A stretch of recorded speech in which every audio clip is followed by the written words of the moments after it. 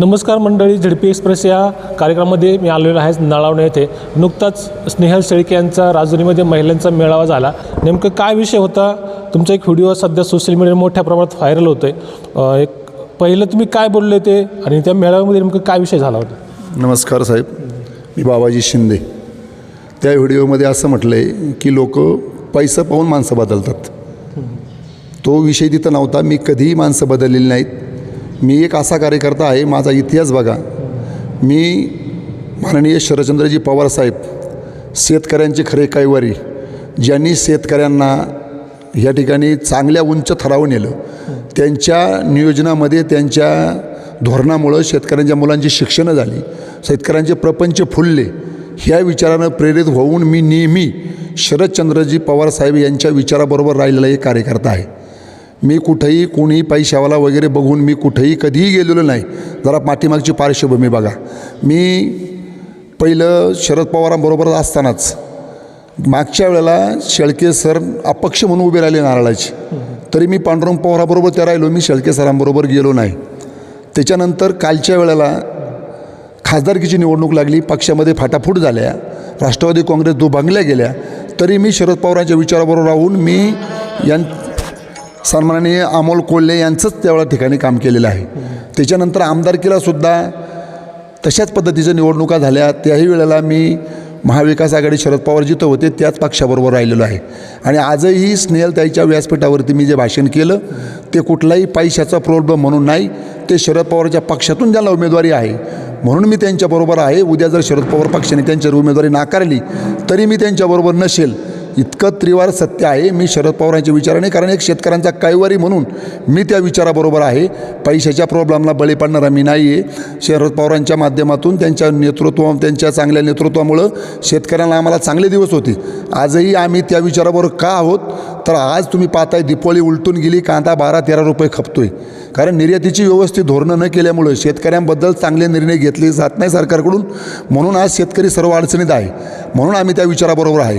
राहिला दुसरा विषय, त्या व्हिडिओमध्ये असं ट्रोल केलं आहे की पंकज कांशाबद्दल तुम्ही त्यावेळेला त्याने टँकर चालू केला म्हणून तुम्ही चांगले बोललात. चांगलं बोलणार साहेब, आम्ही त्या वृत्तीचीच मंडळी आहोत. कोणी असो, कुठल्याही पक्षाचा असू, ज्यांनी चांगलं काम केलं त्याला आम्ही चांगलंच मानणार. त्यावेळेला पंकज हा माझा जवळचा नातेवाईक आहे.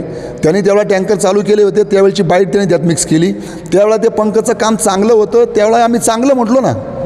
आम्ही कुठं ते वाईट म्हटलो आहे. तुम्ही टँकर चालू केलं हे चांगलं आहे, पण ते टँकर त्यावेळेला त्यांचंही वाक्य आहे का मी कुठलाही उद्देश न ठेवता एक माझ्याकडे उपलब्धता आहे, मी हे समाजाला देऊ इच्छितो आहे, माझ्या मनात दुसरं कुठलंही काही नाही, एक पुण्याचं काम मी करतो आहे, अशा हेतूनं त्याने ते चालू केलं होतं. त्यावेळेला आम्ही त्यांना शुभेच्छा दिल्या होत्या. पण आम्ही आज फक्त त्या बाईटमध्ये एवढंच म्हणलो आहे की शाश्वत जे काम केले ते विचार करा. आज खरोखर वस्तुस्थिती अशी आहे, आमच्या नळवणे गावचा पाझर तलाव दिपोळीला त्या ठिकाणी आटत होता. त्या पाझर तलावात स्नेहलताई शेळकेने 22.5 लाख रुपये दिले. त्यांचा कालावधी असताना ते पैसे काम न झाल्यामुळं रिटर्न गेले. परत पांडुरंग पवार त्या ठिकाणी निवडून आले, सन्माननीय जिल्हा परिषद सदस्य झाले. पांडुरंग पवारांनी त्या तलावाच्या दुरुस्तीला 22.5 लाख रुपये दिले. त्याच्याखाली आमची नळ योजनेची विहीर आहे. आजही आमच्या गावाला चांगल्या पद्धतीनं पाण्याला पाणी लागते. पाऊस पडेपर्यंत त्या तलावामध्ये 20% पाणी असते. फक्त आम्हाला नंतर टँकर का लागतो त्याच्यात प्रश्न केला आहे का मग टँकर का लागतोय, तर टँकर लागतोय म्हणजे त्या विहिरीला येणारं पाणी आणि गावाची मागणी याचा ताळमेळ बसत नाही. विहिरीला रात्रामध्ये एक परस पाणी येतं आणि त्या एका परसामध्ये एखादी वस्ती भागते आणि मग 8 दिवस फिरी यायला ते पाणी उन्हाळ्यामध्ये पाण्याचा वापरही वाढलेला असतो. मग ते पाणी पुरत नाही, नाही तर पाण्याला पाणी त्या दृष्टीमुळं लागते. हे कोणी येऊन ते सत्य बघावं ना. एक शब्दही मी तिथं खोटा बोललेलो नाही आणि पंकजच्या बाबतीतही मी खोटं बोललेलो नाही. पंकजचं काम चांगलं होतं, मी स्तुती केली. नाही, तेव्हा तुम्ही पंकज बरोबर होतात का किंवा काय होणार? नाही, पंकज बरोबर बिलकुल नाही. मी तुम्हाला सांगितलं, मी 4-6 निवडणुकीचा तुम्हाला दाखला दिला आहे. मी शरद पवारांच्या विचाराबरोबर आहे. काय मतं पडतील ते पडतील, काय राहील ते राहील, काय जशी स्थिती असेल तशी, शीट येऊ जाऊ पडू काही येऊ, शरद पवारांचे विचार म्हणजे शरद पवारांचे विचार. मी तुम्हाला तेच सांगितलं, स्नेहलताई शेळके जर पक्ष बदलला आणि त्या जर वेगळ्या ठिकाणी गेला तर मी त्यांच्याबरोबर नसेल.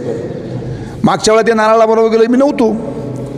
अतुल शेठचा मी एवढा जवळचा कार्यकर्ता असताना अतुल शेठ अजितदादा बरोबर गेले, मी शरद पवारांबरोबर राहिलो. जवळचे संबंध आहेत त्यांचे माझे. त्यांचा वाढदिवस माझ्या घरी साजरा केला, जेवायला माझ्या घरी किती. मी त्यांच्याकडं निष्ठावान कार्यकर्ता असतानाही बी पक्षच फुटला. फक्त शरद पवारांना मानणारे आम्ही माणसं आहोत, म्हणून आम्ही शरद पवारांबरोबर आहोत. पैशाच्या जोरावरती इकडं तिकडं माणसं जातात, ही जी बातमी ही पूर्णपणे खोटी आहे. स्नेहलताई शेळके जिल्हा परिषद सदस्य, तर गावामध्ये त्यांचे काय कामं झाली तर नेमकं आता या व्यतिरिक्त, आणि त्या सदुपयोग होतोय का? समजा काही पाझर तलाव असतील तर त्याचा आता वापर सध्या होतोय का लोकांना? इथलं काय परिस्थिती आहे? स्नेहलताई शेळके जिल्हा परिषद सदस्य असताना गावामध्ये ग्रामपंचायतीमध्ये रायकरताई सरपंच होता. त्यावेळेला गावची स्थिती सांगायची तर माझ्या पॅनल तिथं निवडून आलेलं नव्हतं, समोरच्या पार्टीचं पॅनल निवडून आलेलं होतं. तरी स्नेहलताई त्यावेळेला जिल्हा परिषद सदस्य झाल्या. मी सारखा रायकरताईंच्या माध्यमातून कागदपत्र घेऊन स्नेहलताईचा पाठपुरावा करत राहिलो. त्यांनी त्या काळामध्ये नळवणीची ग्रामपंचायत नवीन व्हावी म्हणून 10 लक्ष रुपये त्या ठिकाणी दिले. 5 लाख रुपये कमी करत होते. समोरच्या पार्टीशी चर्चा केली, आढळ टाकून त्यावेळेला खासदार असताना 5 लाख रुपये आले. ग्रामपंचायतीची इमारत पूर्ण झाली. ह्या ठिकाणी प्राथमिक आरोग्य केंद्र पूर्ण झालं. शाळेच्या दुरुस्त्या पूर्ण झाल्या. खंडोबा मंदिरापाशी त्या ठिकाणी आपण वरती जातो तो काँक्रीटचा रस्ता स्नेहलताईने दिला. 10 लाख दिले. वरती तिथं जे सभागृह आहे त्या सभागृहाला खाली बसायसाठी फरशी आणि फेवन ब्लॉक आणि आपलं ती फरशी आणि स्टेज 3.5 लाख रुपये तिथे दिले. 7.5-8 लाख रुपयाचं संडास बाथरूम टॉयलेटचं युनिट त्यांनी त्या ठिकाणी दिलं. वड्याला ह्या ठिकाणी बऱ्याचशा केटीवर त्यांनी दिल्या. इथं एक प्रॉब्लेम झाला होता, इथं केटी झाली आणि पैसा वस्ती आणि इकडं माळा पायनीमध्ये जाणार रस्त्याला पाणी वड्यामध्ये आलं. त्यांना सांगितलं इथं साकव पाहिजे, त्या ठिकाणी साकव त्यांनी दिला. तलावाच्या दुरुस्तीला त्यांनी 22.5 लाख रुपये त्या ठिकाणी दिले.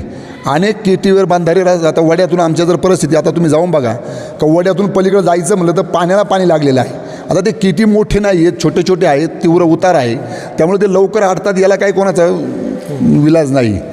कारण खाली जर तुमच्याकडं सपाट भाग असतो, एक किटी घातला तर 2 किलोमीटर पाठीमागं जातं. आमच्याकडे तीव्र उतार असल्यामुळे एक किटी जरी घातला तर पाणी 200-300 फुटाच्या पाठीमागं जात नाही.